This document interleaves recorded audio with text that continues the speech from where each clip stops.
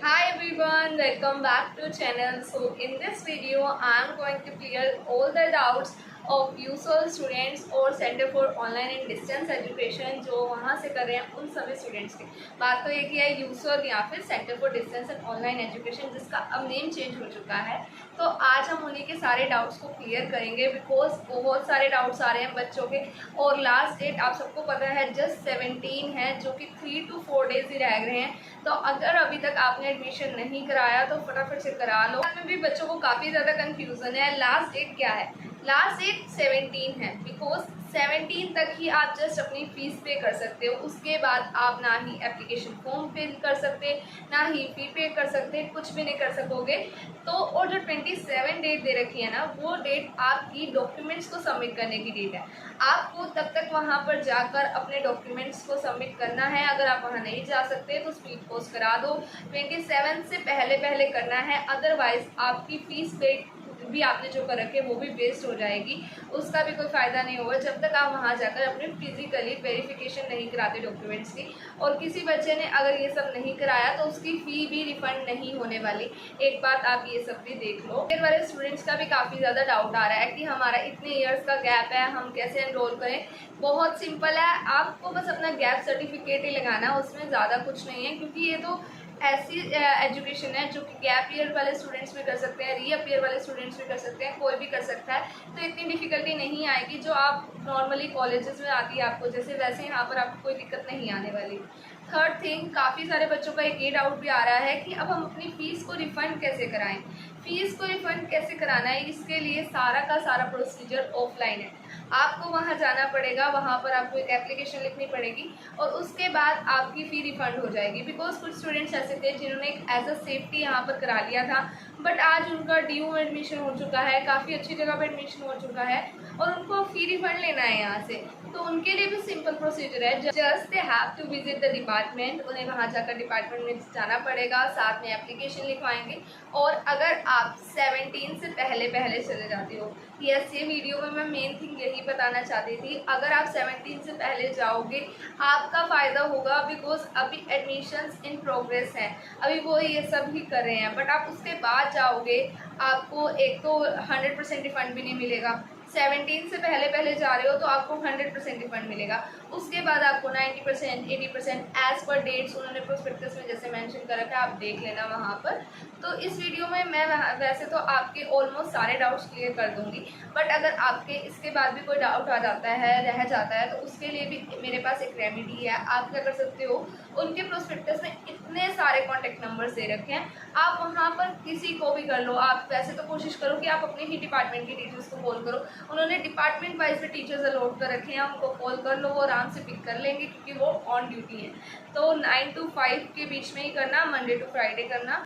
अगर आपके खुद के पर्टिकुलर डिपार्टमेंट के जो टीचर्स हैं वो नहीं पिक कर रहे तो आप किसी और डिपार्टमेंट के टीचर्स को भी कर सकते हो, ऑफिस इंचार्जेस को भी कर सकते हो, किसी को भी कर लेना। And one thing for all दो स्टूडेंट्स जो कि फ़ी कंसेशन के लिए अप्लाई कर रहे हैं, जिन्होंने स्टूडेंट एड फंड में अप्लाई किया है, जिन्होंने SC/ST कैटेगरी में अप्लाई किया है, या फिर ब्लाइंड स्टूडेंट्स हो गए, पर्सन विद डिसेबिलिटी हो गए, इन सब पर्सनस को क्या करना है, इनको अपने डॉक्यूमेंट्स के साथ ही अपनी ये वाली एप्लीकेशंस भी भेजनी है, अपनी बैंक अकाउंट की नोटबुक भेजनी है, इनकम सर्टिफिकेट, अगर आपकी कोई भी कैटेगरी है, रिजर्व कैटेगरी है, उसका सर्टिफिकेट भेजना है।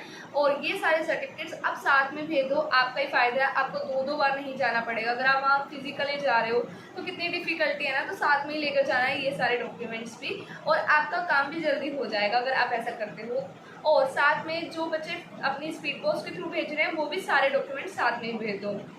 बार बार आना जाना आसान नहीं है, इसलिए आप अपना पहले ही भेज दो, ये ज़्यादा बेटर रहेगा। सारे बच्चों को एक इस बात की भी कंफ्यूजन है कि हमारा सेंटर ऑफ एग्जामिनेशन क्या आएगा।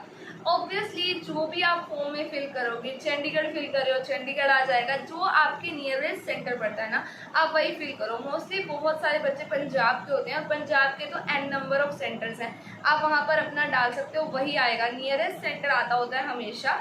और दो हैं ऑप्शंस, दोनों में से कोई एक आ जाएगा। वैसे तो ऑलमोस्ट फर्स्ट ही आता है, अगर फिर भी कोई चांस रह जाता है तो आपका सेकंड भी आ सकता है। तो उन दोनों के अलावा तो कोई और नहीं आने वाला और आपको वहीं जाकर एग्जाम्स देने पड़ेंगे। तो उस बारे में आप सोच लो, अगर आप रिलेटिव्स वगैरह रहते हैं तो उनके घर रह लेना, ऐसा कुछ आप कर सकते हो। आएगा वही सेंटर जो दोनों में से आप डालोगे एक आ जाएगा। एक और बात, प्राइवेट कैंडिडेट्स के जैसे फॉर्म्स ओपन हो चुके हैं, कुछ बच्चे प्राइवेट कैंडिडेट्स के लिए भी अप्लाई करना चाहते हैं बिकॉज उन्हें लगता है कि यूसोल की फीस काफ़ी ज़्यादा है और प्राइवेट कैंडिडेट्स की फीस कम होती है। प्राइवेट कैंडिडेट्स और यूसोल के बीच में डिफरेंस होता है, यूसोल में तो प्रॉपर क्लासेस लगती हैं बट प्राइवेट कैंडिडेट्स के लिए कोई क्लासेस नहीं लगती, just you have to fill the examination form और उसके लिए भी चार्जेस होते हैं, हर सेमेस्टर के लिए भरवाते हैं। और जो प्राइवेट कॉलेजेस के स्टूडेंट्स होते हैं उनको तो खुद ही भरना होता है, गवर्नमेंट वालों के खुद भर दिए जाते हैं, उनके डिपार्टमेंट्स खुद भर देते हैं, आपकी फ़ीस में से ही, आपको नहीं भरना पड़ता अलग से। तो ये उन स्टूडेंट्स के लिए है जो वो भी private candidates and USOL same thing है, आपकी डिग्री भी कॉरेस्पॉन्डेंस की ही है, आपको भी जस्ट एग्जाम देने जाना है। बट यूसोल में क्या होता है, यूसोल के अंदर एक एक बच्चे का रिकॉर्ड है कि इस बच्चे को कितनी क्लासेस लगाई हैं इसने, आपको ऑनलाइन क्लासेस भी लगानी पड़ेगी, असाइनमेंट्स भी सबमिट करनी पड़ेगी, आपके असेसमेंट भी लगाएंगे, सब कुछ होता है यूसोल में। बस आपको वहाँ जाकर, आपको फिजिकली नहीं जाना बट आपको सारा कुछ ऑनलाइन मिल जाता है, बस यही डिफरेंस है यूसोल और रेगुलर वाले स्टूडेंट के अंदर। तो कुछ ही ऐसे कोर्सेज हैं जो कि प्राइवेट कैंडिडेट्स कर सकते हैं और प्राइवेट कैंडिडेट्स का ऑप्शन सिर्फ और सिर्फ गर्ल्स के लिए है या फिर SC ST स्टूडेंट्स के लिए है, औरों के लिए नहीं है और उनके फॉर्म्स भी ओपन हो चुके हैं। अगर आपको आपका कोर्स वहाँ मिल रहा है तो आप वहाँ पे भी एनरोल कर सकते हो, अच्छा है वो भी ऑप्शन, काफ़ी चीप पड़ता है as compared to USOL. I have already discussed fee refund procedure with you in this video, and after that you also have a doubt you can mention in a comment box and I will obviously give a reply। और जितना जल्दी हो सकता है उतना जल्दी जाओ, अपना 17 से पहले रिफंड ले लो आप, क्योंकि 100% रिफंड मिल जाएगा, अदरवाइज नहीं मिलेगा। And go like, share and subscribe the channel. Till then, bye bye, meet you in the next video for such clearance of doubts।